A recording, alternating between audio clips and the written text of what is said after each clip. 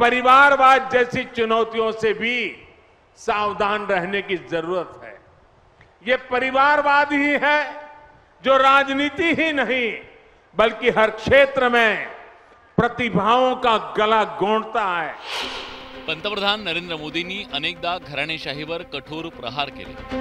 ये परिवारवाद ही है जो राजनीति ही नहीं बल्कि हर क्षेत्र में प्रतिभाओं का गला गोंधता है। राजकीय पार्श्वभूमी नसलेल्या तरुणांनी राजकारणात यावं, त्यांनी कर्तृत्वावर यश मिळवावं असं वक्तव्य नरेंद्र मोदींनी केलंय। मात्र सामान्य कुटुंबातून आलेल्या कार्यकर्त्यांना स्थानिक स्वराज्य संस्थेतही तिकीट मिळताना दिसत नाहीये। लोकसभा आणि विधानसभा निवडणुकीत नेत्याला निवडून आणण्यासाठी कार्यकर्ते मेहनत घेतात। मात्र आता खासदार, मंत्री आणि आमदारांनी नगराध्यक्षाची उमेदवारी सुद्धा त्यांच्याच घरात ठेवली आहे। जलसंपदा मंत्री गिरीश महाजनांनी त्यांच्या पत्नी साधना महाजन यांना जामनेरमधून उमेदवारी दिली आहे। कामगार नगर परिषदेत कामगार मंत्री आकाश फुंडकर यांनी त्यांच्या वहिनी अपर्णा फुंडकरांना तिकीट दिले। पुसदच्या नगराध्यक्ष पदासाठी राज्यमंत्री इंद्रनील नाईकांनी त्यांच्या पत्नी मोहिनी नाईक यांना मैदानात उतरवले। राज्यमंत्री संजय सावकार यांनी भुसावळ नगरपालिकेच्या नगराध्यक्ष पदाच्या निवडणुकीची उमेदवारी त्यांच्या पत्नी रजनी सावकार यांना दिली आहे। नगराध्यक्ष पदाच्या निवडणुकीची उमेदवारी मंत्र्यांनी कार्यकर्त्यांना दिली नाही। मंत्री तर सोडाच, आमदारांना सुद्धा कार्यकर्त्यांची आठवण आली नाही। शिवसेना आमदार किशोर पाटील यांनी पाचोरा नगर परिषदेच्या नगराध्यक्ष पदाच्या निवडणुकीचं तिकीट त्यांची पत्नी सुनीता पाटील यांना दिले। बुलढाणा नगर परिषदेची उमेदवारी शिवसेना आमदार संजय गायकवाड यांनी त्यांच्या पत्नी पूजा गायकवाड यांना दिली। मुक्ताईनगरचे शिवसेना आमदार चंद्रकांत पाटील यांनी त्यांची मुलगी संजना पाटीलला नगराध्यक्ष पदाची उमेदवारी दिली। अनगर नगरपंचायतीसाठी भाजपचे नेते राजन पाटील यांनी त्यांची सून प्राजक्ता पाटील यांना उमेदवारी दिली। चाळीसगाव नगर परिषदेसाठी भाजप आमदार मंगेश चव्हाण यांनी त्यांची पत्नी प्रतिभा चव्हाण यांना मैदानात उतरवलं। भाजप आमदार मंगेश चव्हाणांनी तर त्यांच्या घरातील कुणीही राजकारणात येणार नाही असं जाहीरपणे सांगितलं होतं।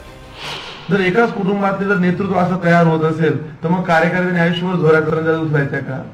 मी ठरवलंय की माझ्या कुटुंबातून आता कोणी राजकारण करणार नाही, परंतु माझं पूर्ण कुटुंब माझ्या पत्नी सकट प्रतिभा प्रत्येक कार्यक्रमात सक्रिय राहील। परंतु आता माझ्या कुटुंबातून माझ्या पुढच्या पिढीतून बॅलेट पेपरवर कोणाचं नाव येणार नाही। मी जनतेला आजच सांगतो, आज नाही 20 वर्षांनी जरी आलं तर त्याचं डिपॉझिट जमा करायचं। रोहिणी खडसेंनी ट्विट करत जळगाव जिल्ह्यातल्या नेत्यांनी नातेवाईकांनाच उमेदवारी दिल्याचा मुद्दा अधोरेखित केला। सत्ताधाऱ्यांची वृत्ती म्हणजे हम करे तो राजनीती, तुम करे तो घराणेशाही अशा शब्दात रोहिणी खडसेंनी हल्लाबोल केलाय। जळगाव जिल्हाच नव्हे तर राज्यभरात नेत्यांनी कार्यकर्त्यांना डावलल्याचं पाहायला मिळतंय। संगमनेर नगर परिषदेसाठी आमदार सत्यजित तांबेंनी त्यांच्या पत्नी मैथिली तांबेंना उमेदवारी दिली, तर फलटण नगर परिषदेसाठी माजी खासदार रणजित सिंग निंबाळकरांनी त्यांचे भाऊ शमशेर सिंग निंबाळकरांना मैदानात उतरवलंय। मात्र जलसंपदा मंत्री राधाकृष्ण विखे पाटलांनी घराणेशाहीचा आरोप फेटाळून लावलाय। असे घराणेशाहीच्या आरोपाला माझ्या दृष्टीने काही अर्थ नाही आहे। ज्या घरामध्ये कर्तृत्ववान लोक असतात त्यांना शेवटी आयुष्यात राजकारणात संधी मिळाली पाहिजे। त्या घरात तो जन्माला आला म्हणून त्याला संधी नाकारणं चुकीचं आहे। घराणेशाहीचा विषय राजकारणात नेहमी चर्चेत असतो, त्याचं कारणही तसंच आहे। कार्यकर्त्यांच्या जीवावरच नेत्यांचं राजकारण सुरू असतं। सोशल मीडियावर विरोधकांच्या विरोधात पोस्ट करणं असो की रस्त्यावर उतरून प्रचार करणं असो की मग अंगावर केसेस घेणं असो, यासाठी कार्यकर्ते पुढे असतात। याचसाठी नेत्यांना कार्यकर्ते हवे असतात का?